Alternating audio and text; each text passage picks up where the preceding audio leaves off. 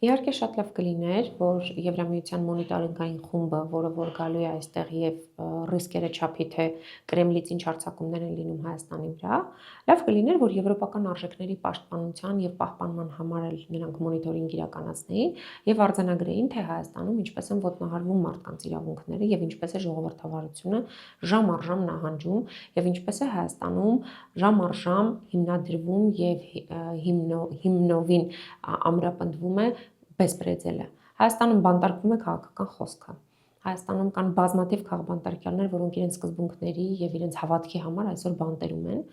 Եվ այս երևույթների դեմ Եվրամիությունը, որ խոսքի ազատության պաշտպանության ջատագով է, մարդու իրավունքների պաշտպանությունը իրենց համար բացարձակ արժեք են, որևէ քայլ չեն անում եւ միայն լուր հետեւում են իրադարձություններին։ Այ մի մոնիտորինգային խումբը լավ կլիներ, որ այս առումով բացվեր եւ իրենք հասկանային եւ մեզ նաեւ բացատրեին, որ եվրոպական արժեքներ կրող կամ եվրոպական արժեքներով ապրելու ցանկություն հայտնող իշխանությունները